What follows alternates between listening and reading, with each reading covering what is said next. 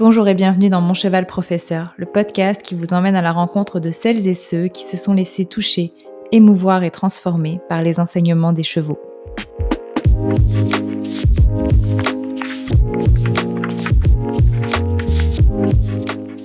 Bonjour à tous et à toutes et bienvenue dans un nouvel épisode du podcast Mon Cheval Professeur. Et aujourd'hui, pour la première fois, je suis toute seule. Il n'y a pas d'invité avec moi qui va venir me raconter son histoire avec son cheval, mais c'est moi qui vais vous partager une expérience que j'ai vécue il y a quelques jours, une expérience assez extraordinaire qui m'a beaucoup touchée, qui m'a apporté tout un tas d'apprentissages et aussi des très très belles émotions. En fait, j'ai eu la chance de passer 2 jours en compagnie de Frédéric Pignon et de Magali Delgado, et j'ai tellement à en dire, j'ai tellement à en raconter sur ces 2 journées que j'ai pensé que le podcast était le meilleur médium pour raconter cette expérience. Et pour celles et ceux qui se demandent quand est-ce que les entrevues reviennent, j'en ai plusieurs en préparation, plusieurs très très belles histoires, donc ça devrait revenir très bientôt. Je vous laisse avec l'épisode.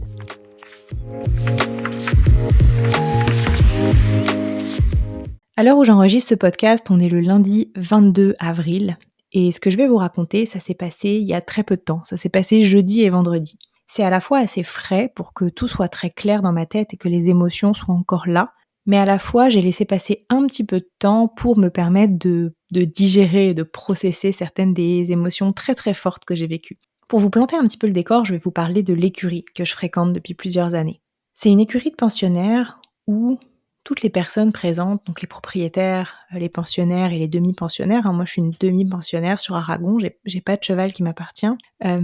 Toutes les personnes qui fréquentent l'écurie, on a, je dirais, 2 points communs majeurs. Le premier, c'est qu'on met toutes et tous le bien-être de nos chevaux en priorité et qu'on a tous beaucoup plus à cœur notre relation avec nos chevaux que quelconque performance ou quelconque notion d'objectif. Donc on est vraiment des amoureux des chevaux avant d'être des cavaliers. Donc ça, c'est le premier point commun de toutes les personnes qui fréquentent cette écurie. Et le deuxième, je dirais que c'est une grande ouverture d'esprit. Parce qu'on n'a pas tous et toutes les mêmes méthodes, certains utilisent le renforcement positif, d'autres pas, etc. Et on n'a pas non plus tous et toutes les mêmes croyances. Par contre, on est tous extrêmement respectueux des méthodes et de ce que font les autres. Et moi, dans cette écurie, jamais je me suis sentie jugée, que ce soit parce que je me mets à faire de la méditation dans l'enclos des chevaux ou parce que je me mets à faire du renforcement positif avec un cerceau ou n'importe quoi. Je ne me suis jamais sentie jugée. Et en fait, ça, c'est important pour bien comprendre la suite de l'histoire. Parce que tout ce que j'ai vécu, tout ce qu'on a vécu en fait avec Frédéric Pignon et Magali Delgado, on l'a vécu ensemble. On l'a vécu dans notre petite bulle de non-jugement et de bienveillance. Parce que la grosse particularité du stage qu'on a vécu, c'est que c'était un stage qui était fermé au public. Quand Magali et Frédéric viennent au Québec, ils font déplacer les foules. Il y a des centaines de personnes qui se déplacent pour aller les voir, les places pour venir avec nos chevaux dans leur stage s'envolent à toute vitesse. Il y a des personnes qui prennent 2 places avec Frédéric, 2 places avec Magali. Enfin, faut s'imaginer que c'est vraiment... je sais que ce sont des stars un peu partout dans le monde, ce sont des grandes stars en France, mais au Québec, ils ont vraiment marqué le Québec avec leur spectacle Cavalia. Donc, ils font vraiment déplacer les foules. Et nous, on les a eus juste pour nous. À la clinique, au stage, on était 8 participants à cheval et il y avait, je dirais, maximum 10 spectateurs. Il y avait Frédéric et Magali, il y avait 2 photographes, il y avait la palefrenière, et c'est tout. On était entre nous. Et ça, je sais pas comment vous décrire à quel point c'était précieux, parce que déjà, ils étaient très accessibles, on mangeait avec eux, enfin voilà, ils étaient très proches de nous, on a fait, je vais vous raconter un peu tout ce qui s'est passé de façon un petit peu plus chronologique, mais on les avait de façon très très accessible, on pouvait leur poser des questions, on pouvait discuter avec eux, on pouvait leur demander de nous raconter des anecdotes sur tel ou tel sujet, mais aussi on était dans notre petite bulle à nous, quoi. Enfin moi, j'ai pas eu besoin de déplacer Aragon, de l'emmener dans une autre écurie, il n'y a pas eu de stress supplémentaire lié à du transport. On était vraiment dans notre bulle habituelle, dans cet espace qu'on adore. L'écurie, en plus, est magnifique. C'est un lieu absolument... c'est indescriptible à quel point il y a une espèce vague de calme qui émane de ce lieu. C'est incroyablement préservé du monde extérieur, cette écurie. Et en plus, uniquement avec des gens que j'aime, que je respecte, que je considère comme des amis, et les 2 des personnes que j'admire le plus dans le monde des chevaux. Donc ça, c'est pour vous planter un peu le décor, et c'était vraiment précieux de pouvoir vivre ça. Et donc avant de commencer à vous raconter toute cette histoire, je prends quelques secondes pour remercier Jacob et Valérie, qui sont les propriétaires de l'écurie. C'est eux qui ont rendu tout ça possible, c'est aussi eux qui ont créé ce lieu complètement magique et à leur image. C'est vraiment 2 personnes extraordinaires que je suis très, très, très chanceuse d'avoir dans ma vie. Et c'est grâce à mon cheval Forest que je les ai rencontrés, que j'ai croisé leur chemin. Et maintenant, je suis très heureuse de pouvoir continuer à évoluer dans cette écurie, et surtout que Aragon, c'est le cheval, c'est leur cheval, c'est le cheval de Valérie. Donc voilà, je suis très reconnaissante pour avoir accès à tout ça. Et voilà, merci à vous pour avoir organisé cet événement. Donc pour vous expliquer un petit peu comment ça s'est passé, en fait, il y avait des cours qui s'enchaînaient, donc 3 cours le matin, 3 cours l'après-midi, et donc simultanément, il y avait un cours au sol avec Frédéric et un cours en selle avec Magali. Et donc Frédéric, pendant ses cours en liberté au sol, il nous a rappelé comment faire moins.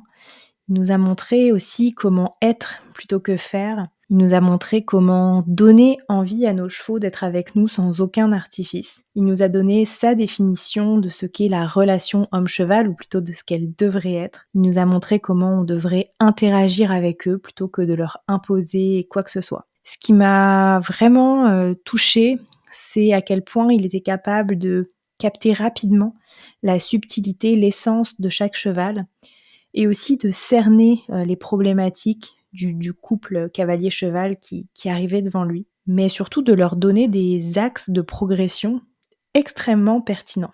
Et lui, il a très humblement montré comment il arrivait à danser avec ses chevaux qu'il connaissait pas, et à le voir comme ça évoluer dans le rond de longe avec les chevaux, j'avais l'impression de voir un magicien. Je sais pas, j'avais jamais vu ça.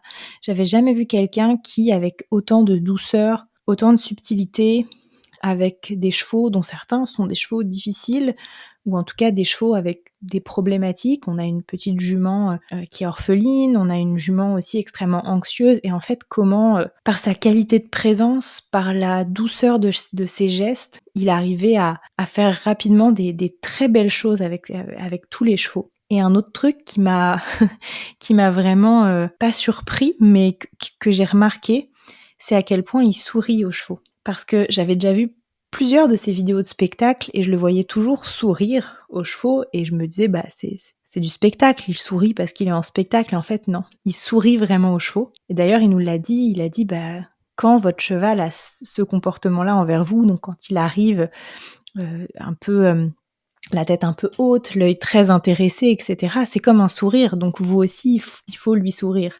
Et ça, j'ai trouvé ça très beau.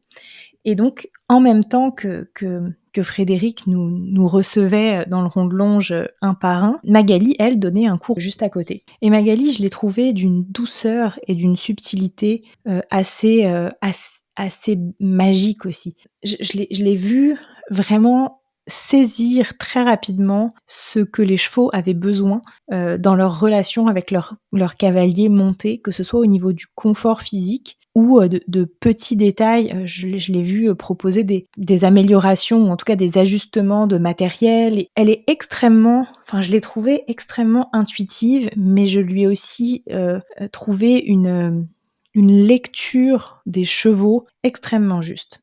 Et donc elle a pu, elle, guider les cavaliers, enfin les couples, dans des exercices qui étaient très simples en fait, qui étaient pas, c'était pas des grandes démonstrations de dressage, c'était vraiment des choses simples mais belles, vraiment l'expression qui me vient en tête, c'est dans la dentelle. Elle faisait vraiment dans la dentelle, dans la perfection du geste. Et d'ailleurs, quelques semaines avant le stage, il y a eu une opportunité pour moi de me rajouter un cours avec Magali. Et pendant longtemps, j'ai hésité parce que je me suis dit, je suis une cavalière de western, je suis relativement débutante. Pourquoi j'aurais besoin d'un cours avec Magali Delgado, qui est une cavalière de dressage extraordinaire. Enfin, je veux dire, avec moi, elle va s'emmerder, quoi. Elle va pas, enfin, je veux dire, je la vois donner des cours à des super cavalières de dressage. D'ailleurs, il y en avait pendant la clinique. Je me suis dit: «Elle va s'emmerder avec moi. Elle va pas trouver ça intéressant de me donner un cours». Et en fait, je vous en parlerai un petit peu plus après, mais tous les cavaliers peuvent bénéficier d'un moment comme ça avec Magali parce que ce qu'elle offre, c'est avant tout, plus de confort aux chevaux dans leur, dans la façon dont ils sont montés avec leurs cavaliers, et surtout, elle permet de trouver les axes qui vont révéler le potentiel du cheval et du cavalier. Donc c'était incroyable comme expérience. J'avoue que pendant les 2 jours, quand c'était pas à mon tour d'être en cours, j'ai beaucoup plus regardé les cours avec Frédéric qu'avec Magali parce que, moi je suis une personne qui est beaucoup plus intéressée par le travail en liberté, le travail au sol que le travail monté. Mais j'ai quand même assisté à des très beaux moments de cours avec Magali et moi j'ai adoré mon cours avec elle. Et donc tous les 2, ce que j'ai remarqué, ce qui m'a vraiment sauté aux yeux, c'est qu'ils sont là pour les cavaliers, oui un petit peu, mais ils sont là pour les chevaux. Ils sont vraiment là pour les chevaux, ils sont là pour que les chevaux se fassent mieux comprendre, ils sont là pour que les chevaux soient mieux dans leur corps et évidemment que ça passe par les cavaliers, mais on sent que leur mission, elle est avant tout orientée vers les chevaux et j'ai trouvé ça très, très beau. Donc voilà pour la petite introduction. Maintenant, je vais essayer de vous raconter un petit peu plus chronologiquement comment se sont, déroulées ces 2 journées ou en tout cas comment moi je l'ai vécu. D'ailleurs, je dis 2 journées, mais en réalité, ça a même commencé la veille, donc le mercredi soir. Donc moi, après ma journée de travail, je m'étais mis en tête d'aller voir Aragon et d'aller faire une petite séance avec lui. Surtout que, on avait changé un petit peu les dispositifs à l'écurie parce que pour pouvoir, avoir un cours avec Frédéric et un cours avec, Magali dans le même espace et qu'on puisse un petit peu assister à l'un et à l'autre, Jacob et Valérie avaient installé le rond de longe à l'intérieur de la grande carrière. Donc moi, je voulais aller montrer ça à mon cheval, commencer à lui expliquer qu'il y avait des choses qui avaient changé, mais que tout allait bien pour pas perdre de temps le lendemain pendant notre séance. Donc voilà, j'arrive à l'écurie avec cette idée en tête et ce à quoi je ne m'attendais pas, c'est que Frédéric et Magali étaient déjà arrivés. Donc là, j'étais vraiment toute intimidée. Je leur ai dit bonjour, mais je savais pas trop où me mettre. J'étais extrêmement intimidée. Donc j'ai poursuivi sur mon plan initial et je suis allée chercher Aragon qui m'a accueillie avec beaucoup d'entrain et je suis allée faire ma séance avec lui. C'était pas la meilleure séance d'ailleurs, mais au moins il avait il avait vu qu'il y avait eu des changements dans la carrière et donc ça nous a quand même préparés pour le lendemain. Après ça, j'ai remis Aragon dans son enclos et quand je suis rentrée dans l'écurie, Valérie venait d'ouvrir des bouteilles de vin parce qu'en fait c'était l'anniversaire de Magali et donc il y a un espèce de petit apéro informel qui s'était organisé et cette petite soirée, voilà, littéralement dans l'écurie, ça m'a vraiment permis d'être un petit peu moins intimidée le lendemain. Alors j'étais toujours très intimidée, mais ça m'a permis un petit peu de briser la glace et de me rendre compte que c'était 2 humains comme tout le monde, quoi. Donc c'était des conversations un petit peu plus informelles pour apprendre à se connaître et donc j'étais super intimidée, très timide, mais je sais que ça m'a aidée le lendemain à être un petit peu plus confiante. Et en fait, pendant cette soirée, j'ai été vraiment touchée par leur calme et leur sérénité. Tous les deux, ils ont vraiment une belle qualité de présence. Quand ils te parlent vraiment, ils sont avec toi et ils projettent une espèce d'aura de sérénité que j'ai trouvé voilà, que j'ai trouvé très agréable. C'est vraiment 2 personnes avec qui c'est agréable de parler. Ils ont plein de belles anecdotes qu'ils partagent avec plaisir et générosité, donc c'était un beau moment informel. Et puis pendant un moment dans la soirée, alors on a quelques chevaux qui, pour des raisons X ou Y, dorment au box la nuit. La plupart des chevaux dorment à l'extérieur, mais là on avait quelques chevaux au box et à un moment donné, j'ai vu Frédéric tendre l'œil vers un cheval et se mettre à être très intéressé par un cheval et à aller l'observer pendant plusieurs minutes avant de revenir avec les humains. Et ça m'a fait penser, enfin moi je fais toujours ça quand je suis dans une soirée. À un moment donné, je fais une petite pause. S'il y a des animaux, je vais aller me coucher avec le chat ou discuter avec le chien Et je fais toujours des petites pauses d'humain comme ça dans les soirées avec plein de gens. D'ailleurs, à un moment donné, je suis allée faire la même chose. Je suis allée voir les chevaux et je suis revenue 5 minutes après, mais ça m'a fait rire de le voir faire ça. Et ce soir-là, je suis rentrée chez moi et je me suis couchée avec le niveau d'excitation, je pense, d'un enfant qui s'apprête à aller à Disneyland. J'étais vraiment super contente, j'avais hâte et je me suis endormie très facilement. Le lendemain, je suis arrivée tôt à l'écurie, j'avais envie de prendre le temps de groomer Aragon, je lui ai lavé les balsanes, je l'ai fait beau et je l'ai remis dans son enclos parce que moi, mon cours était seulement à 11h. Et donc, je suis allée m'installer sur le bord du manège rond et j'ai regardé les 2 premiers cours. J'ai un petit peu observé ce qui se passait, comment le cours, enfin comment ce moment-là pour chaque couple cavalier-cheval se passait.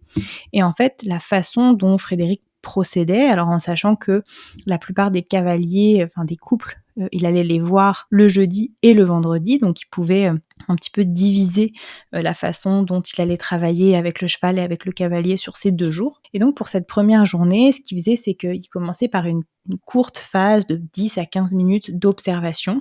Donc il regardait le cavalier et le cheval interagir. Et après ça, il donnait sa lecture, son interprétation de ce qui s'était passé et il proposait de rentrer dans le rond de longe et d'apprendre à connaître le cheval directement. Et donc c'était lui qui commençait à interagir avec le cheval, soit avec un licol et une longe, soit directement en liberté. Et donc à 11h, c'est ce qui s'est passé pour moi. Je vous ai parlé du super petit cocon de bienveillance et d'amour dans lequel on était pendant ce stage. Et bah pourtant, quand il est venu mon tour d'entrée en piste, j'étais extrêmement stressée. Je me sentais observée et ça m'a pas dérangée, mais je l'ai mal géré en fait. J'ai mal géré le fait d'être observée à la fois par les gens, mais je pense surtout par Frédéric. Et je savais pas quoi faire. Je savais pas vraiment quoi faire avec mon cheval. Et donc je suis restée dans des choses très simples. Je faisais beaucoup de pauses et je sentais que mon système nerveux était vraiment très très activé. Et même si je sais que personne n'était là pour me juger, ni les gens qui m'observaient, ni Frédéric Pignon, je sentais vraiment mon cœur s'emballer. Et pendant une dizaine de minutes, j'ai improvisé sans consigne, sans qu'on me guide. Et donc au bout d'une dizaine de minutes, Frédéric m'a proposé d'arrêter et il m'a proposé de me donner sa lecture de ce qu'il avait observé de moi et mon cheval, sachant qu'on s'était déjà un petit peu parlé avant d'Aragon et de ce qu'on faisait ensemble et qu'il avait aussi eu je lui avais fait un petit texte explicatif de voilà comment était mon cheval, quels étaient nos objectifs, etc. Donc il avait quand même certaines informations, mais il m'a partagé sa lecture de ce moment-là précisément. Et je vous avoue que ça m'a un petit peu saisie. C'était pas super plaisant à entendre entre guillemets et c'était nécessaire et sans divulgacher la suite du podcast, ça s'est vraiment amélioré par la suite et ça m'a vraiment fait du bien d'entendre ça. Mais en gros, ce qu'il m'a dit, c'est qu'il voyait un cheval qui était pas intéressé par ce que je lui demandais de faire, qu'il le faisait, qui acceptait de le faire parce que ça le dérangeait pas, mais ça l'intéressait pas non plus, que j'étais restée vraiment dans des choses très confortables et que ça l'avait pas, ça l'avait pas trop, ça lui en avait pas trop demandé. Donc ça, j'accepte, enfin j'ai accepté de l'entendre. C'est pas ce qui m'a le plus surpris, on va dire. Une autre chose qu'il m'a dite, c'est que les moments où je lui proposais des pauses, en fait, c'était des moments vides. Et ça, sur le moment, je savais pas si c'était lié au simple fait que j'étais stressée et que voilà, que mon système nerveux était très très activé, que mon cœur battait très fort et que donc c'est quand on veut offrir à un cheval des moments vraiment de calme, c'est important que notre système nerveux soit lui-même apaisé. Donc je savais pas si c'était uniquement lié au moment qu'il venait d'observer ou si éventuellement ça pouvait être le cas plus régulièrement. Mais en gros, au lieu de lui offrir des moments de décontraction, je lui offrais plutôt des moments de vide où il se passait pas grand-chose. Mais ce qui m'a le plus surpris et que j'ai eu un petit peu plus de mal à comprendre, c'est que, selon lui, Aragon était pas enfin, non, que moi, j'étais pas connectée avec Aragon. En fait, il m'a dit: «Aragon, il cherche à se connecter à toi, mais toi, tu es pas connectée à lui». Et quand j'ai entendu ça, moi, je me suis dit: «Bah, OK, ça, c'était tout de suite, mais c'est pas vrai que je suis jamais connectée avec mon cheval». Sur le moment, je me suis vraiment dit: «OK, sur ce moment, je veux bien l'accepter, mais c'est pas vrai. Je suis souvent et la plupart du temps, Aragon et moi, on est super connectés». Donc ça, c'était sa lecture de la situation. Il m'a aussi dit que c'était vraiment, enfin Aragon, vous l'avez déjà vu sur les vidéos, enfin ceux qui me suivent sur Instagram, c'est un cheval qui met souvent les trucs à sa bouche, qui va beaucoup jouer avec sa bouche, qui va essayer de mordiller et cetera. Et que moi, des fois, je le laissais faire et il m'a dit qu'il fallait pas vraiment le laisser faire parce que, moi, j'avais la croyance que, ça l'aidait à canaliser son stress et lui, selon lui, ça l'aide pas vraiment, en fait. Ça va pas faire en sorte qu'il est moins stressé. Ça va pas faire en sorte qu'il s'apaise, donc il vaut mieux lui faire arrêter ces comportements-là parce que s'il a plus ça, il va vraiment chercher la décontraction autrement. Donc j'avoue que, le fait que mon cheval ne soit pas intéressé par ce que je lui propose et que moi je ne sois pas connectée à lui, c'était pas, très facile à entendre, mais je l'ai entendu, je l'ai mis dans un coin de ma tête et je me suis dit: «Je vais y repenser un petit peu plus tard dans la journée, je vais y repenser ce soir avant de me coucher et on verra. On verra, pour l'instant, j'ai envie de profiter de mon moment. J'ai pas envie d'avoir à penser à ça et j'ai pas envie d'analyser tout ça». Par contre, il m'a dit autre chose qui, j'avoue, m'a fait très plaisir, a beaucoup touché mon ego. C'est qu'il m'a dit que ça se voyait clairement qu'Aragon était très attaché à moi et il m'a même dit qu'il l'avait vu la veille. Donc je sais pas si c'est quand il est venu, m'accueillir au petit galop, quand je suis venue le chercher ou à un autre moment, mais en tout cas, il m'a dit: «Tu sais, ça se voit qu'il t'apprécie beaucoup». Donc ça m'a sur le moment, ça a permis un petit peu d'équilibrer ces autres, éléments qu'il avait remarqués dans cette interaction avec Aragon. Sinon, sur ma façon d'interagir avec lui, il m'a aussi dit qu'il avait l'impression que je le mettais un petit peu dans un genre de bulle de coton, que j'osais pas vraiment le toucher, que j'osais pas vraiment le solliciter avec un petit peu plus d'énergie parce que j'avais toujours peur, de le faire exploser et ça, c'est complètement vrai. Et donc il m'a dit: «Bah, on va travailler là-dessus parce que, c'est pas ça qui le fait exploser. C'est pas, que tu mettes plus d'énergie, dans tes demandes». Alors pas de mettre plus d'énergie dans les demandes, je l'exprime pas très bien, mais ça veut pas dire, monter en phase dans les demandes, ça veut pas du tout dire ça.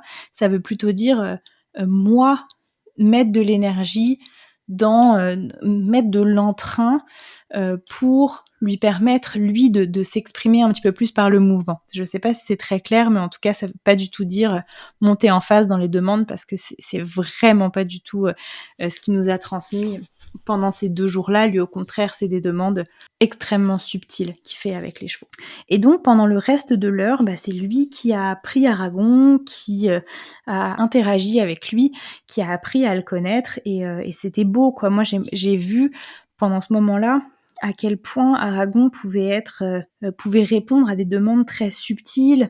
J'ai aussi vu la différence entre, ce que Frédéric a appelé, une petite allure de quarter horse un peu blasé à, un cheval intéressé et je me suis rendu compte qu'en fait, des fois je cherchais plutôt à avoir, le cheval un petit peu blasé parce que le cheval un petit peu blasé, j'interprétais ça comme un cheval calme, un cheval détendu alors que finalement, bah, on va plus, alors Aragon est loin d'être résigné, mais vous voyez, on va plus dans cette direction-là que du coup, bah, moi j'allais chercher ces attitudes-là alors que c'était pas forcément les bonnes attitudes à chercher. Donc en fait voilà, j'avais ces informations en tête qu'il m'avait dit et après pendant la demi-heure suivante, de les voir interagir tous les 2, bah, ça m'a vraiment montré que d'autres choses étaient possibles et Aragon avait de l'énergie, mais c'était de l'énergie qui était bien contrôlée. À aucun moment il a fait des choses irrespectueuses comme il peut le faire d'habitude. Aragon a tendance à quand quelque chose l'emmerde, à partir et à envoyer les postérieurs. Enfin, il fait ça,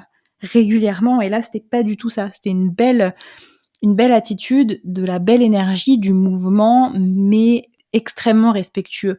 Et voilà, il nous expliquait la différence entre bouger ensemble, bouger pour le plaisir d'être ensemble, et voilà, et faire bouger un cheval ou un cheval qui est en fuite. Donc c'était vraiment intéressant de les voir et donc je suis repartie avec toutes ces infos-là. Je savais pas encore complètement quoi en faire. J'étais pas encore prête à accepter que j'étais jamais connectée avec mon cheval, mais voilà, j'avais en tête l'idée de repenser à ça un petit peu plus tard dans la journée. Après la journée de stage, on avait un souper tous ensemble qui était prévu pendant lequel, heu, Frédéric et Magali allaient nous montrer des vidéos de leur spectacle, allaient nous, partager, des vidéos de leurs chevaux, nous raconter des anecdotes et cetera. Mais il était encore un petit peu tôt, la nourriture était pas encore arrivée et là, une de mes amies, hem, s'est dit qu'elle allait aller monter dans le manège et je me suis dit: «Quelle belle occasion, je vais venir avec toi, je vais monter à Aragon». Pour celles et ceux qui me connaissent ou qui suivent mes vidéos sur Instagram, vous savez que moi j'ai un peu de crainte en selle, j'ai eu un accident, j'ai déjà perdu le contrôle d'un cheval, donc j'ai des résidus d'anxiété quand je monte à cheval et en ce moment je travaille très très fort pour reprendre confiance en selle. Et comme le lendemain j'avais un cours avec Magali, je me suis dit que ce serait bien que je monte à cheval un petit peu plus que 5 minutes, parce que ces derniers temps, j'étais pas vraiment montée plus que 5 minutes à cheval. Donc je me suis dit: «Ce serait bien que je monte à cheval un petit peu plus que 5 minutes» et quelle belle occasion que de faire ça, avec mes amis. Donc j'y suis allée et sérieux, ça s'est hyper bien passé. J'ai fait du trot, j'ai fait du galop, j'ai monté en licol. Aragon était super, j'étais super fière de moi et ça m'a vraiment redonné un boost. Je me sentais beaucoup plus confiante pour la journée du lendemain. Alors que j'avoue, la veille, j'avais encore une appréhension. Il y avait même un scénario qui était envisagé, et en fait, on m'avait proposé de monter un autre cheval pour mon cours avec Magali si j'étais trop craintive avec Aragon.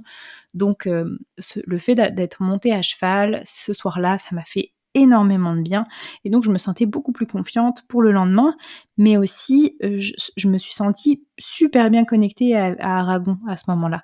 Je me suis sentie bien avec lui et donc ça m'a ça m'a fait du bien, en fait, comparé à la petite, à la comment dire?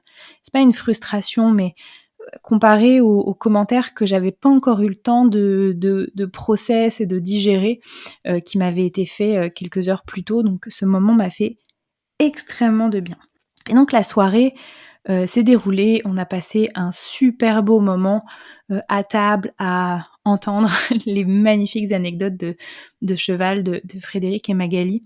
Je leur ai fait dédicacer mes livres, c'était un beau moment aussi. Et d'ailleurs, dans un des livres, dans le livre, dédié à Templado, il y a une belle, histoire qui est racontée, une anecdote de tournage, un tournage pour une publicité et cetera. Et en fait, sur plusieurs pages, le livre vient vraiment décrire toutes ces anecdotes de tournage-là et en fait, moi, quand j'ai lu ça, je ressentais vraiment le besoin d'aller voir la publicité qui en était sortie et j'ai jamais réussi à la trouver et donc je leur ai posé la question, je leur ai dit: «Cette pub-là, est-ce qu'elle est trouvable? Est-ce que je peux la voir? Parce que je reste un petit peu sur ma faim» et en fait, il l'avait dans son disque dur.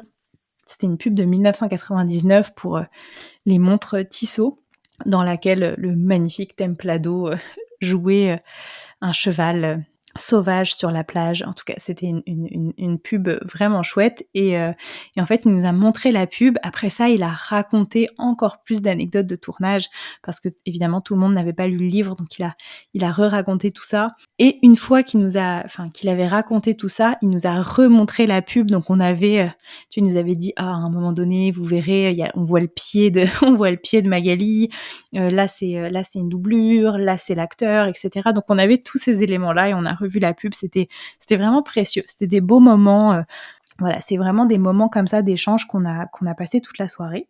Et puis un petit peu plus tard dans la soirée, donc Frédéric et Magali sont allés se coucher et en fait nous on a continué la soirée, on était peut-être, 7-8, rescapés. On a fait un feu et on a discuté autour du feu en buvant du vin jusqu'à très tard et c'était une super soirée. Encore une fois, on a partagé des belles histoires, des belles anecdotes de chevaux. On a parlé de Forest et ça m'a fait beaucoup de bien. J'ai pu, parler de certaines émotions que j'avais vécues, au moment de sa mort, que j'avais jamais vraiment exprimé à ces personnes-là jusqu'à présent et ça m'a fait du bien. Ça a vraiment été, un beau moment, c'est voilà, enfin, faut s'imaginer un beau moment entre amis autour du feu. Valérie Laplume, pour celles et ceux qui la connaissent, c'est une super cavalière, une super coach. Elle fait aussi du spectacle et elle nous a offert un spectacle où elle a jonglé avec ses boules de feu et ses chaînes de feu. En tout cas, c'était magnifique. Une soirée vraiment, vraiment magnifique. Et à un moment donné, c'est la raison qui l'a emporté parce que je vous jure qu'on serait resté là jusqu'à 4 heures du matin. On passait toute une tellement belle soirée, mais là, on avait le stage qui continuait le lendemain. Donc, à un moment donné, il a fallu aller se coucher. Et donc, voilà, la raison l'a emporté. On est rentré se coucher. Je me suis couchée tard, quoi, parce que je suis rentrée, il a fallu que je prenne ma douche, etc. Et je suis arrivée dans mon lit, il était quasiment 1 heure du matin. Et vous vous rappelez, j'étais supposée repenser à toutes les choses que Frédéric m'avait dit. J'étais supposée, c'est ça, reprendre le temps d'y penser. Et finalement, j'ai pas eu le temps d'y penser. Et sur mon oreiller, avant de m'endormir, je me suis juste dit « Accepte. Accepte ce qu'il t'a dit. Ok, t'es pas connecté à ton cheval. Demain, tu lui demanderas qu'est-ce que tu peux faire pour être mieux connecté à ton cheval. Ok, ton cheval, il est pas intéressé par ce que tu lui offres. Accepte. Essaye pas de te justifier. Essaye pas de dire oui, mais la dernière fois. Non, accepte. Et demain, demande à Frédéric comment tu peux faire pour que ton cheval il soit plus intéressé par ce que tu fais avec lui. Et j'ai laissé tomber mon cerveau analytique, en fait, le cerveau que j'utilise le plus souvent. Je suis quelqu'un de très, très, très analytique. Et j'ai laissé tomber ça et j'ai accepté et je me suis couchée. Et en fait, à ce moment-là, j'ai repensé à quelque chose que j'avais dit, dans le podcast, dans mon épisode de podcast avec Forest, où, en fait, j'expliquais qu'avec Forest, j'avais une communication hyper intuitive, quelque chose de voilà, où des fois j'avais l'impression de recevoir des informations qui faisaient pas beaucoup de sens, qui m'étonnaient et qui, pourtant étaient vraies. Et je me souviens avoir dit: «Mais Aragon, c'est pas mon cheval, donc cette petite porte-là, je veux pas l'ouvrir». Et en fait, je me suis rappelée de ça et je me suis dit: «Mais c'est peut-être ça qui veut dire quand il me dit que je suis pas connectée à mon cheval. C'est peut-être qu'il y a une petite porte au niveau du cœur que j'ai pas ouverte». Et je me suis endormie avec ce questionnement-là. Je me suis endormie en me disant: peut-être que c'est vrai. Peut-être que je suis connectée à, je sais pas moi, à 80 mais qu'il y a un petit bout de la connexion, un petit truc un peu plus profond qui est pas ouvert, un petit canal qui est pas ouvert». Et je me suis endormie. Le lendemain, je me suis levée tôt, je suis arrivée à l'écurie un petit peu avant l'heure du début, du stage, et même si j'avais fait une cohérence cardiaque, donc un exercice de respiration que je fais tout le temps avant d'aller à l'écurie, donc même si j'avais fait ma cohérence cardiaque avant de venir, j'avais quand même, une crainte, celle d'être à nouveau stressée et à nouveau envahie par, mon inaptitude à calmer mon anxiété, et j'avais peur que ça gâche mon deuxième moment avec Frédéric. Parce que j'en avais plus qu'un, c'était mon mon dernier moment avec lui. J'avais vraiment envie d'en profiter, j'avais vraiment envie, d'apprendre le plus possible, de profiter au maximum de ce moment, et j'avais pas envie que ce soit gâché par mon système nerveux qui s'emballe. Et à ce moment-là, il y a mon amie Marie-Ève qui est arrivée. Marie-Ève, elle est prof de méditation. C'est une grande méditante et c'est aussi quelqu'un d'extrêmement calme. En fait, juste le fait d'être en sa présence, ça a un effet, ça a un effet calmant. Et donc, je lui ai dit: «Marie-Ève, est-ce que tu accepterais, de me guider dans une petite méditation, dans une centration, afin de m'aider à garder mon calme à 10 heures quand ce sera mon tour, d'entrer en piste avec Aragon?» Et elle a dit oui. Elle m'a proposé d'aller, nous isoler un petit peu, en forêt. Donc en fait, on était juste cachés par quelques arbres à l'entrée de la forêt. Et en fait, elle m'a beaucoup surpris parce qu'elle m'a dit: «Prends-moi dans tes bras et ressens mon calme». Et moi, je suis pas quelqu'un de très tactile, donc ça m'a un petit peu surpris. Mais je l'ai fait et ça m'a instantanément calmée. Je vous ai dit, c'est quelqu'un avec un calme et une énergie extrêmement, apaisante, et donc je pense qu'elle m'a co-régulée. Je sais pas exactement, ce qui s'est passé d'un point de vue, comment dire? Biologique, mais ça m'a fait beaucoup de bien. Elle a commencé à me guider dans la méditation comme ça, et après je suis allée, m'adosser à un arbre pour, voilà, pour profiter d'un appui solide et d'un ancrage à la nature. Et donc elle m'a guidée dans une belle méditation que je vais essayer de vous résumer un petit peu ici. En gros, ce qu'elle m'a proposé de faire, c'est de me créer un petit sanctuaire intérieur, un petit espace intérieur dans lequel je pourrais toujours revenir quand je sentirais le stress monter. Donc elle me proposait qu'à chaque inspiration, à chaque expiration, pardon, ce soit comme un retour vers ce petit sanctuaire. Elle m'a proposé de choisir où est-ce que je voulais le placer dans mon corps. Ça aurait pu être les hanches, ça aurait pu être le bas du ventre, ça aurait pu être la poitrine. Moi, j'ai choisi de le mettre dans mon cœur parce que j'avais en tête ce que j'avais pensé la veille au soir en me couchant, du fait que j'avais pas réellement invité Aragon dans mon cœur, ou en tout cas pas à 100%. Donc j'ai placé ce petit sanctuaire dans mon cœur, elle m'a proposé d'y associer une couleur, une émotion, et aussi elle m'a proposé de faire un geste pour m'y reconnecter à n'importe quel moment. Donc mon geste, c'était de mettre ma main sur mon cœur, et voilà, donc elle m'a vraiment fait vivre ce moment de calme, ce moment de douceur, en y associant le geste. Et donc, je vous garantis que cet petit exercice-là m'a beaucoup servi pendant le reste de la journée, et en fait me sert encore. Je m'en sers encore de ce petit exercice, et je souhaite vraiment faire l'effort de continuer à le nourrir, ce petit sanctuaire, et de l'utiliser avec Aragon, parce que j'ai trouvé ça très efficace. Après ça, euh, elle m'a encore une fois surpris. C'est qu'elle m'a dit: «Maintenant, invite Aragon». J'ai déjà eu des expériences de communication animale, c'est quelque chose auquel je suis très ouverte. Je l'ai déjà expérimenté à de nombreuses reprises, mais je l'avais jamais fait avec Aragon. Et c'est aussi, ça fait aussi partie des petites portes que j'ai jamais ouvertes avec lui. Et moi, il faut savoir que je suis pas quelqu'un de visuel. Alors, je visualise pas dans ma tête. J'ai quelque chose qui s'appelle la fantaisie, donc je vois pas dans ma tête, j'entends pas de son dans ma tête. Voilà, moi, quand je ferme les yeux, c'est noir et c'est silencieux. Donc, j'ai pas, enfin, des gens qui font de la communication animale, ils vont souvent voir l'animal se présenter à eux, etc. Et moi, évidemment, j'ai rien vu. Mais par contre, au moment où elle m'a dit ça, j'ai quand même senti qu'Aragon était là. Et elle m'a dit: «Qu'est-ce qu'il te dit? Qu'est-ce qu'il te dirait, ou qu'est-ce qu'il te dit, Aragon?» Et je savais, j'ai vraiment eu l'info qui est venue de mon ventre, et qui était: il veut que je réveille un petit peu mon cœur d'enfant, et il veut qu'on joue. Et c'est ça les mots que j'ai dit. Et voilà. Et la méditation s'est terminée là-dessus. J'avais créé mon petit sanctuaire, et puis ça a été le gros de la méditation. Et à la fin, j'avais eu cette petite expérience où j'avais perçu cette information. On en fait ce qu'on en veut, mais en tout cas, voilà, moi j'ai accordé un certain crédit.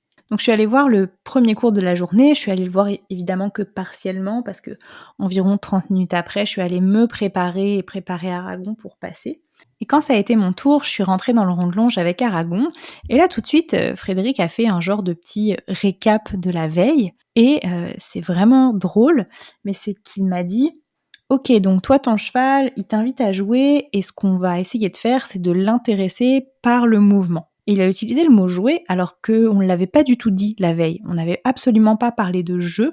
On avait évidemment parlé de mouvement, de l'intéresser un petit peu plus, de le réveiller un petit peu plus, de faire en sorte qu'il s'intéresse, mais à aucun moment on avait parlé de jeu. On n'avait pas parlé enfin, on n'en avait pas parlé, donc j'ai trouvé ça intéressant comme expérience. Et donc là, la façon dont ça s'est passé, c'était en fait le contraire de la veille. C'est que cette fois-ci, c'est Frédéric et Aragon qui commençaient ensemble, et après, moi, je venais et j'essayais de reproduire certaines choses, ou en tout cas, j'essayais d'appliquer certains des conseils que m'avait donné Frédéric. Et donc, je les ai observés. J'ai observé Frédéric, entre guillemets, accorder son violon, c'est-à-dire montrer à Aragon comment lui, il dansait, et comment ils pouvaient danser ensemble. Et pendant que Frédéric et Aragon interagissaient ensemble dans le rond de longe, il nous expliquait ce qu'il faisait. Donc la première chose qu'il m'a expliqué, c'est que Aragon, surtout en début de séance, il avait souvent tendance à essayer de fuir un petit peu. Alors il fuyait pas complètement, mais ça veut dire que au lieu de garder son œil toujours un petit peu connecté à Frédéric, il allait essayer de fuir en étant par exemple tout droit sur un cercle. Et donc Frédéric essayait de toujours garder son attention vers lui. Et quand il avait des choses qu'il considérait comme satisfaisantes, là, il offrait un moment de pause, un moment de calme à Aragon. Et en effet, lui, ces moments de pause, ces moments de calme, on voit que le cheval se relaxe vraiment. On voit que c'est pas un moment vide où le cheval attend. Et je pense que ça vient vraiment d'une posture intérieure et d'un calme intérieur très très fort. Et donc pendant 30 minutes, je l'ai vu être extrêmement subtil avec lui, et j'ai vu mon cheval de plus en plus pendant la séance s'intéresser à lui et comprendre ce que Frédéric attendait de lui. Et à certains moments, Aragon a rompu le dialogue parce qu'il en a l'habitude. C'est quelque chose qu'il a l'habitude de faire. Mais peu à peu, je le voyais revenir de plus en plus franchement et de plus en plus rapidement vers Frédéric. À ce moment-là, Frédéric nous a rappelé le besoin d'en faire le moins possible. Moi, je lui ai dit que souvent je faisais l'inverse parce que j'avais l'impression qu'en gardant Aragon occupé, je le maintenais intéressé et surtout, je l'évitais de tomber dans l'anxiété. Et il nous a dit que selon lui, ces méthodes-là, c'était des leurres. Ça servait pas forcément à rendre les chevaux moins anxieux, ça servait juste à les garder occupés, et que les rendre occupés, c'était pas ce qui les intéressait le plus. Au contraire, selon lui, c'est vraiment la qualité de présence qui compte. Et cette qualité de présence, j'ai remarqué qu'il l'avait aussi avec les humains, donc je me dis que les chevaux doivent le ressentir, ça. Et c'était très intéressant de le voir en fait interagir avec Aragon en toute subtilité, et de voir Aragon qui restait concentré et qui ne démontrait pas de signes d'anxiété, parce que d'habitude il a beaucoup d'extériorisation de signes d'anxiété. Donc j'en ai déduit que sa méthode fonctionnait et fonctionnait sur Aragon, mais c'était vraiment très beau à voir. Et il nous disait aussi que des fois c'était important de rien faire avec les chevaux, mais à chaque fois qu'il disait rien faire, c'est drôle parce qu'il disait ouais, mais quand je fais rien, je fais pas rien. Et je pense que c'est dur à expliquer, mais j'ai parlé déjà de sa qualité de présence, et je pense que c'est ça qu'il offre aux chevaux. Et c'est pas rien. On peut rien faire du tout, et être un peu vide, mais lui, quand il dit je fais rien, ou en tout cas je fais presque rien, je pense qu'il y a quand même cet effort de présence, cette présence active qui n'est pas rien. Et peut-être que je lui prête des interprétations qui ne sont pas exactement ce qu'il avait en tête, mais moi en tout cas c'est comme ça que je l'interprète. Et donc pendant ce moment-là, j'ai vu Aragon tellement relaxé, je l'ai vu rester immobile, mais pas immobile voilà, pas immobile, j'attends, je suis résignée. Je l'ai vu vraiment se décontracter, et quasiment même dans un état de contemplation. Alors je sais pas si on peut parler d'état de contemplation pour les animaux, mais c'est ça que j'ai ressenti. À ce moment-là, j'ai aussi vu la différence entre un cheval qui accepte et un cheval qui participe. Et en fait, c'est drôle parce que ça fait des mois que je m'abreuve de plein de livres et de plein de contenus qui m'expliquent voilà, les signaux d'inconfort, les signaux de substitution, les signaux de stress, etc. Et que je me sers de toute cette connaissance-là pour lire mon cheval en permanence et pour essayer d'interpréter, et surtout en fait, au-delà d'interpréter, de prévenir des explosions. Et en fait, Frédéric Pignon m'a dit tu utilises trop ton cerveau analytique, mais en réalité, tu lis pas vraiment ton cheval. Parce que c'est pas ça le plus important. Le plus important, c'est est-ce qu'il est avec toi? Est-ce qu'il est intéressé? Et ça, j'ai pas appris à reconnaître ça dans les livres. Donc ça fait pas partie des critères que je surveille, entre guillemets. Et c'est pour ça qu'il m'a dit, laisse un peu tomber, quoi, ton cerveau analytique. Laisse un peu tomber ton cerveau analytique et utilise ton cerveau intuitif, parce que de toute façon, tes intuitions, elles se basent sur ce que tu connais. C'est vraiment un des points que j'ai retenu de ce moment-là avec lui, c'est de faire plus attention à mon intuition, de renouer un petit peu plus à mon intuition. Et je vous jure que j'ai vu la différence avec Frédéric entre mon cheval intéressé, vraiment participatif, et voilà, mon cheval de d'habitude, quoi. Puis après avoir observé tout ça, Frédéric m'a proposé de rentrer dans le rond de longe et d'essayer. Il m'a dit: «Essaye ça». Et là, tout de suite j'ai figé et je lui ai dit: «Essaye ça, essaye quoi? J'ai besoin de consignes précises pour mon petit cerveau analytique». C'est vraiment ça que je lui ai dit. Et il m'a dit: «OK».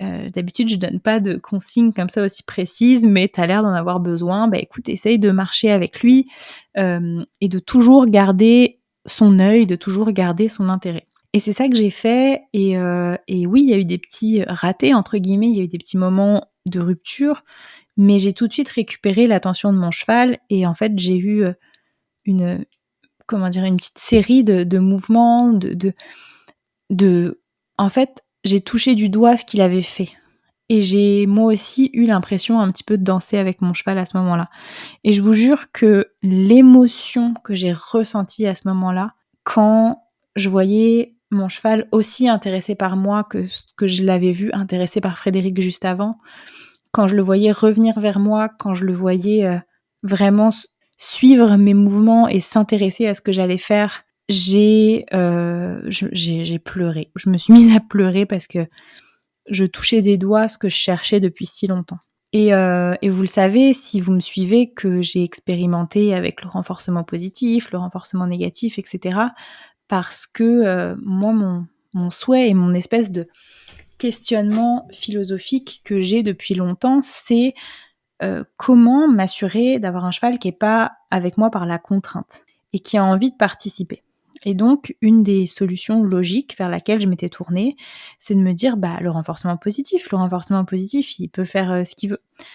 Il peut, s'il veut pas faire, ce que je lui propose, bah, il a juste pas à le faire et il a pas de récompense». Et en fait, premièrement, dans la façon dont moi puis là je parle de mon expérience, je veux absolument pas juger personne et je suis absolument pas, contre le renforcement positif avec les chevaux, hem, mais dans la façon dont moi je l'ai fait et dans la façon dont mon cheval a réagi. On parle vraiment de 2 individus, qui utilisent une méthode et pas d'une généralisation de la dite méthode. Dans la façon dont moi je l'ai fait, c'était, rarement, que du renforcement positif. Il y avait toujours une certaine part de pression et de renforcement négatif. C'était pas ce qu'on va appeler du free force, comme certains le font. Donc déjà, j'expérimentais pas la méthode au complet entre guillemets, tu sais, parce que si tu suis le renforcement positif au complet, tu as une deuxième source de nourriture à disposition, et cetera. Et en fait, dans cette façon d'expérimenter le renforcement positif comme moi je l'ai fait, et ben, j'avais du mal à me dire que le cheval était vraiment absolument, consentant. Parce que pour moi, le renforcement positif, comme je l'ai fait, est une forme de conditionnement et le conditionnement, par sa définition même, enlève une part de consentement à l'individu.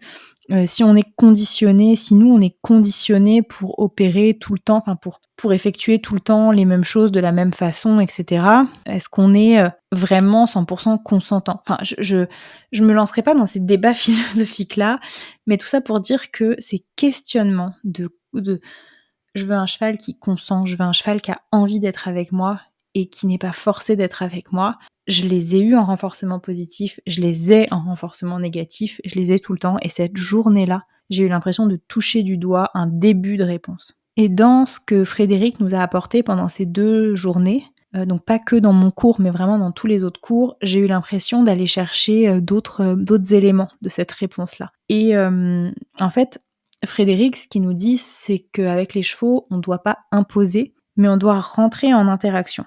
Et en fait, l'interaction, déjà, c'est dans le moment présent. Il n'y a pas vraiment de planification. On ne sait pas tellement d'avance ce qu'on va faire. C'est vraiment évolutif parce qu'on va y aller avec l'intérêt du cheval. Quelle est son énergie sur le moment? Qu'est-ce qu'il a envie de faire? Je propose, est-ce que ça l'intéresse? Est-ce que ça ne l'intéresse pas? Il y a aussi, un peu comme 2 chevaux ensemble, l'idée de bouger ensemble, d'évoluer ensemble dans un espace et de prendre du plaisir dans le mouvement ensemble. En fait, c'est l'idée de toujours montrer au cheval, selon lui, hein, j'essaye de restituer ces mots, mais de montrer au cheval que c'est plaisant d'être avec nous. Et quelque chose qui m'a surpris dans sa méthode, dans son approche, que j'entends pas ailleurs en fait, c'est l'idée de se dire: «Bah, on va pas lui imposer notre rythme.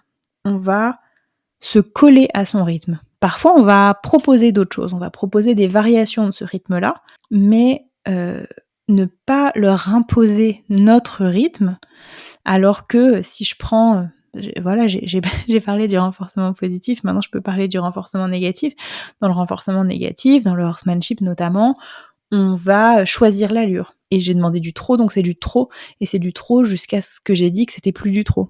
Et donc ici, dans son approche, dans toute sa subtilité, j'ai vraiment touché du doigt ces éléments de réponse-là qui m'intéressent. Et en fait, au moment où je suis sur la piste avec Aragon et où ça marche, où ça fonctionne, où je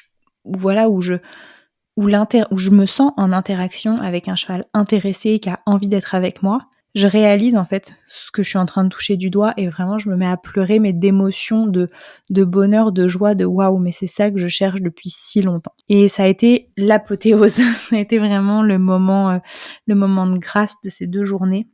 J'ai fait pleurer des gens dans le public. Je sais pas à quel point ils ont ressenti mon émotion, mais en tout cas je sais que j'ai pas été la seule à pleurer à ce moment-là. Et, et voilà, c'était beau, c'était vraiment beau. Ce moment a évidemment une fin et donc je quitte le rond de Longe et la journée se continue. Le midi, Élise Genet, qui est mon amie, ma voisine, mais qui est aussi une artiste peintre de renommée internationale, une artiste incroyable et qui était la photographe de l'événement, a débuté une toile en live. Une toile qui allait être offerte en cadeau à Frédéric et Magali. Donc elle a commencé à peindre devant nous. Et j'ai trouvé ça incroyable de voir ce cadeau parce que Élise, des fois je vais chez elle et je vois ces toiles qui sont en cours d'être faites, qui sont pas terminées, etc. Je vois ces toiles terminées évidemment, mais là de la voir réaliser un tableau de A à Z, ça a été un autre cadeau de ce week-end. J'ai trouvé ça fou, j'ai trouvé ça vraiment beau. Et enfin, à 15h30, pour le dernier cours du stage, c'était l'heure de mon cours avec Magali Delgado. Et malgré mon anxiété habituelle en selle à l'idée de monter sur Aragon, je dois dire que ce jour-là, j'étais en confiance totale. Déjà, grâce au cours où je m'étais sentie hyper connectée à mon cheval quelques heures auparavant, grâce au fait que j'avais monté la veille et que ça s'était très très bien passé, mais aussi parce que j'étais entre les mains de Magali et que je me sentais en confiance totale. J'avais vraiment le sentiment que rien ne pouvait m'arriver. Je lui ai quand même expliqué mes craintes et mon anxiété habituelle qui étaient surtout liées à l'idée de perte de contrôle. Et donc elle m'a proposé de commencer par des flexions au sol. Puis on a continué en selle également par des flexions. Et puis après ça, j'ai commencé à marcher. Elle voyait bien que c'était un petit cheval qui avait envie d'aller vite, qui avait envie rapidement de se mettre au trot. Et donc, ce qu'elle m'a proposé, c'est de le mettre dans un pas le plus lent et le plus confortable possible. Donc, on a marché comme ça, d'un pas lent, calme, avec une légère flexion de l'encolure. Et on a vraiment vu Aragon se détendre, devenir complètement calme et surtout se mettre assez facilement et de lui-même sur la main, vraiment engager ses postérieurs sous la masse. Et en fait, c'est des choses que moi, je suis vraiment pas une cavalière expérimentée, donc c'est des sensations que je perçois pas toujours, c'est des sensations que je recherche pas aussi vraiment beaucoup. Et donc là, elle m'a guidée, elle m'a montré comment je pouvais développer avec lui un beau pas, un pas calme. Et puis ensuite, on a fait la même chose au trot. Tout de suite, il s'est tendu, il s'est mis sur la main, il était beau. Et c'est pas des sensations que j'ai l'habitude de sentir. Et donc, j'ai vraiment eu l'impression de découvrir mon cheval, de découvrir un cheval qui avait plaisir à travailler dans le confort. Et ce qu'elle m'a dit, c'est qu'on était une bonne équipe tous les deux, à la fois moi pour l'aider à travailler dans le bon sens, mais aussi lui pour qu'il m'aide à révéler entre guillemets mon potentiel de cavalière. Parce que bon, évidemment, vous voyez bien que j'étais débutante, même si j'étais capable d'accomplir des belles choses à certains moments pendant le cours, mais c'était qu'on faisait une belle équipe et qu'on pouvait vraiment se développer tous les deux. Et vraiment, Magali, elle voit tout, elle ressent tout, et c'était très agréable en fait d'être guidée par elle. Je me sentais vraiment en confiance et surtout au-delà de me sentir en confiance, je sentais que je faisais du bien à mon cheval et lui, je le sentais participatif, réceptif, je le sentais, prendre du plaisir et je le sentais même reconnaissant en fait à ce que je le fasse travailler comme ça et ça m'a vraiment, vraiment, vraiment, donné envie de prendre des cours de dressage, hem, avec lui. Alors c'est sûr que c'est toute une étape de passer de la selle western à la selle de dressage, sachant que la selle western me sécurise beaucoup. Mais voilà, j'ai déjà fait quelques petites expériences en selle de dressage avec lui et là j'ai envie de travailler en dressage parce que, j'ai l'impression que c'est quelque chose qui lui conviendrait bien et qui lui ferait plaisir parce que la façon dont m'a fait travailler, Magali, même si sur le dos d'Aragon, c'était une selle western, c'était vraiment une méthode, enfin une façon de travailler, de détendre le cheval, de dressage et ça m'a beaucoup, beaucoup plu. Donc vraiment une superbe expérience et j'ai pas du tout regretté. En fait, j'étais très contente d'avoir fait le choix de me rajouter un cours un petit peu, à la dernière minute avec Magali quand une place, s'est libérée parce que j'ai beaucoup appris et cette expérience vient vraiment booster ma banque de confiance en moi. Donc encore une fois, j'ai été super émue, ça m'a fait beaucoup de bien, j'ai beaucoup remercié Magali et un petit peu comme, un coup du destin, la pluie qu'on attendait et qu'on redoutait en fait pendant tout l'événement, et qui, jusqu'à la dernière minute, a failli nous pousser à aller faire le stage dans une autre écurie parce que jusqu'à la veille, ils prévoyaient de la pluie, dans l'après-midi le vendredi et en fait, comme un signe du destin, au moment où j'ai mis le pied à terre et où le stage se terminait, il s'est mis à pleuvoir et le stage s'est terminé là-dessus. On a quand même eu encore à peu près 1 heure avec Frédéric et Magali pour, revenir sur notre expérience, pour prendre le temps de, les remercier également. Élise leur a offert sa peinture et puis voilà, ça s'est terminé comme ça et à la fin, une fois qu'eux étaient partis, nous on était un petit peu en train de ranger l'écurie et en fait, on se regardait avec les filles et on se disait: «Bon bah ça y est, enfin là quand on rentre à la maison, c'est fini». Et le lendemain, le surlendemain, on s'est revus à l'écurie et en fait, on était toutes un petit peu dans le même état. En fait, on avait toutes, du mal à «s'en remettre» entre guillemets, pas dans le sens où on avait été épuisées et où ça avait été dur, mais on avait du mal à atterrir en fait, à réatterrir, à revenir à la réalité.